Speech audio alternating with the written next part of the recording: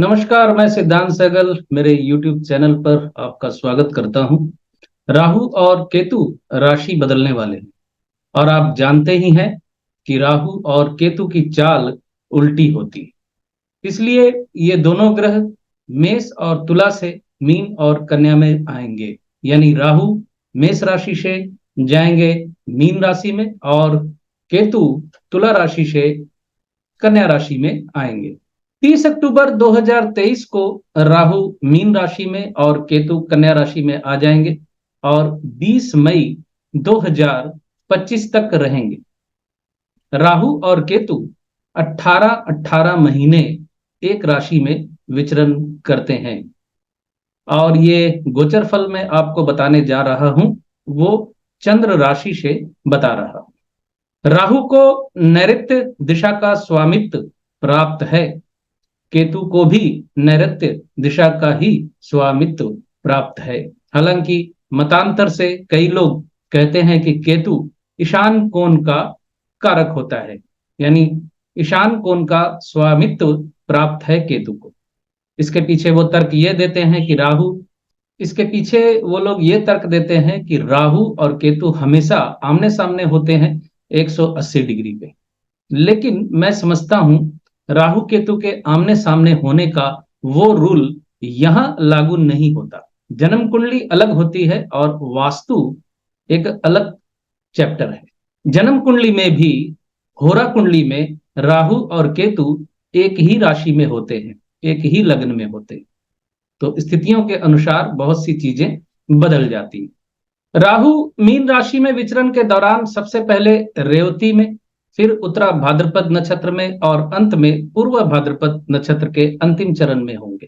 राहु की उल्टी चाल की वजह से ये रेवती से पूर्व भाद्रपद की तरफ जाएंगे। राहु के रेवती में विचरण के दौरान धन के मामले में आप भाग्यशाली हो सकते हैं। उत्तरा भाद्रपद नक्षत्र में विचरण के दौरान जातकों का मन धर्म कर्म में लगेगा, समाज को नई दिशा दिखलाने में मदद करेंगे।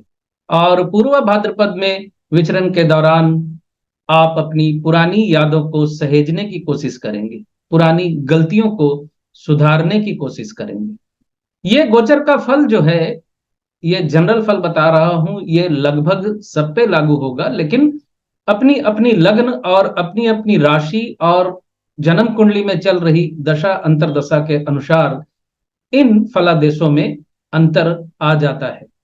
मैं सिर्फ ग्रह के नक्षत्र में रहने का फल आप लोगों तक पहुंचाने की कोशिश कर रहा हूं।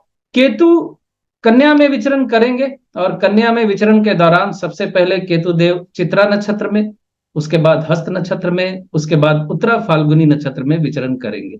केतु को उत्तरा फाल्गुनी नक्षत्र के 3 चरण मिलेंगे यहाँ।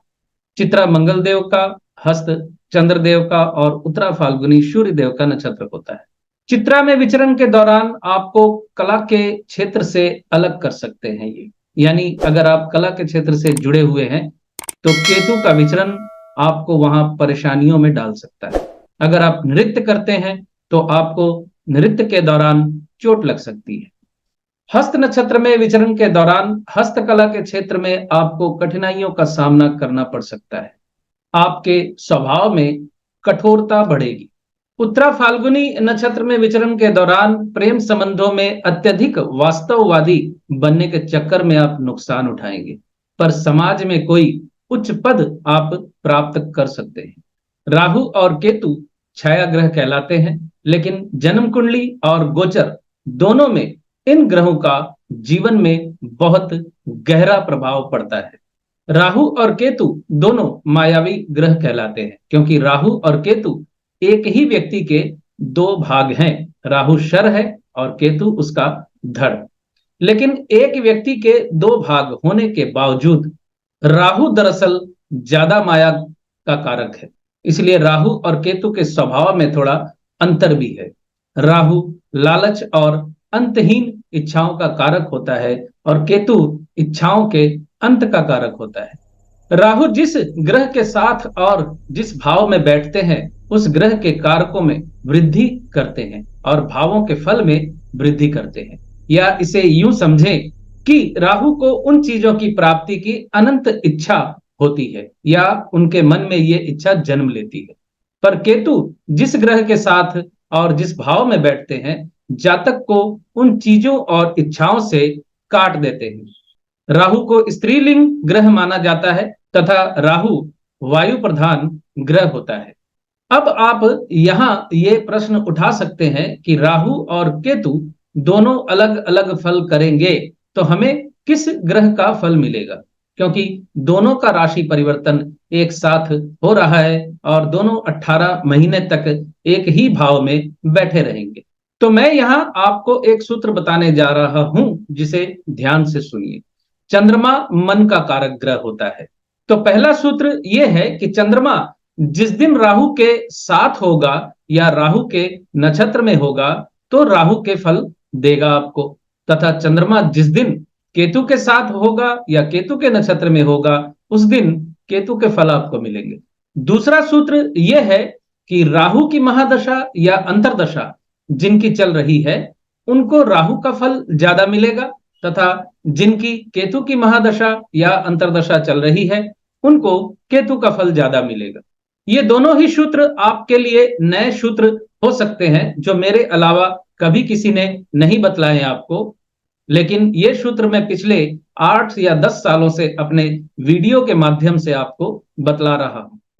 अब चर्चा करेंगे सिंह राशि के जातकों के लिए राहु केतु का राशि परिवर्तन क्या प्रभाव डालने वाला है। सिंह राशि के जातकों के लिए राहु होंगे अष्टम भाव में और केतु द्वितीय भाव में विचरण करेंगे। अष्टम भाव का राहु शारीरिक कष्ट व दुर्घटना का भय देता है। मृत्यु तुल्य कष्ट के योग बनेंगे अगर किसी शुभ ग्रह की दृष्टि ना हो तो।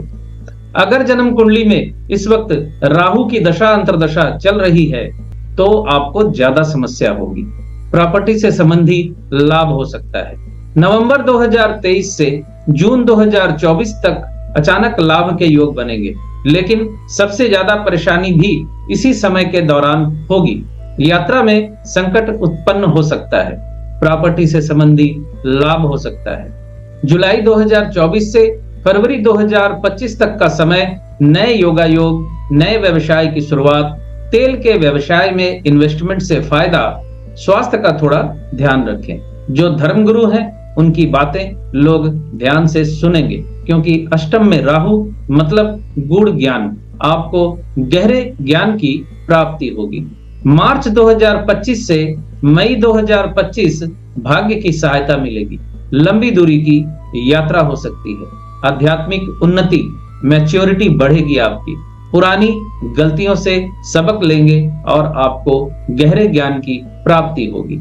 अब दूसरे भाव के केतु का फल आपको बताता हूं। दूसरे भाव में केतु आपकी दाहिनी आंख में समस्या देगा। जिनकी केतु की दशा या अंतरदशा चल रही है उनकी आंख का ऑपरेशन हो सकता है। गोचर की शुरुआत में नवंबर 2023 से फरवरी 2024 तक का समय आध्यात्मिक उन्नति, परिवार में तनाव, रिश्ते नातेदारों से संबंध टूट सकते हैं। जमीन जायदाद संबंधी विवाद का सामना करना पड़ेगा। मार्च 2024 से अक्टूबर 2024 तक कहीं प्रवास पे जा सकते हैं आप। किसी आश्रम वगैरह में समय व्यतीत हो सकता है। आध्यात्मिक रुचि आपकी बढ़ेगी। मानसिक उतार चढ़ाव का समय रहेगा ये। नवंबर 2024 से मई 2025 शुरुआत में बाधाएं और समस्या, अकेलेपन का शिकार, कोई सामान चोरी हो सकता है। ज्ञान की प्राप्ति होगी। राहु का उपाय इस गोचर के दौरान जरूर करें। बहते पानी में नारियल बहाएं। बहते पानी में नारियल कैसे बहाना है, इससे संबंधी एक वीडियो मैंने डाला हुआ है। उस वीडियो का लिंक आपको इस वीडियो के डिस्क्रिप्शन में बिल्कुल आखिर में मिल जाएगा। केतु के उपायों पर भी वहां वीडियो डाला हुआ है। अगर आपको तकलीफ होती है केतु से संबंधी तो आप केतु के उपाय भी कर सकते हैं। तो ये था सिंह राशि के जातकों के लिए राहु केतु के गोचर का फल। बहुत बहुत धन्यवाद आप सभी का। खुश रहिए, स्वस्थ रहिए।